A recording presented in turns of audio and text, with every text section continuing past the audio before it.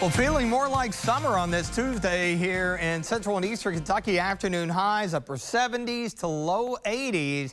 And we did have a little more in the way of humidity here in the Bluegrass points westward. But the big story later in the week will be a dry cold front that will bring some pleasant but milder air as we head toward the upcoming holiday weekend. The one thing behind that front, winds will be breezy out of the northeast, and that will hold our temperatures in check a little bit. And still looking at that isolated storm threat maybe ramping up later in the holiday weekend toward Monday. Doesn't appear to be a big issue at this point. See, on our Max HT radar, if you look close, we've got a few cells trying to fire with the peak warmth of the afternoon. A couple that have popped up here over the last 10 to 15 minutes. Got one right along the river there with Mercer County and extreme southern Woodford County just south of Nonsuch, and then over Mackville east of Springfield there in far eastern Washington County. And all this stuff is working back to the west. We got a bit of a boundary. That's where the best moisture is, up and down I-65. So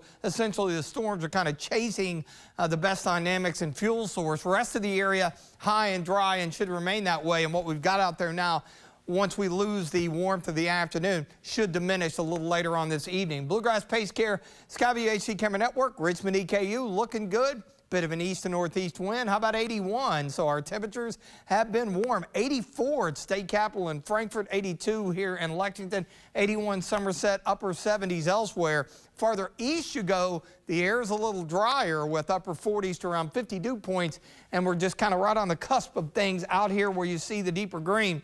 That's where the humidity levels are higher, along with temperatures 84 Louisville, 82 down I-65 to Bowling Green. But much of the area again today feeling quite summer-like. Organized rain and storms north of an area of low pressure along the Gulf Coast. We got high pressure at the surface. So heading into the day tomorrow, we're looking good. Notice how things quiet down. We'll be clear. It'll be pretty comfortable heading out the door Wednesday with temperatures into the mid-50s. And then we'll see a nice warm-up this go around, low 80s basically across the board, but without the possibility of any storms. And really looking at our muggy meter here, we may try to sneak up close to the muggy air just ahead of a boundary that's dropping in, but that's going to be fairly comfortable. This front, not any moisture to work with, so it will pass with very little fanfare. The biggest change will be about a 10-degree drop for afternoon highs from tomorrow into Thursday. So cooler, relatively speaking, and to add to it,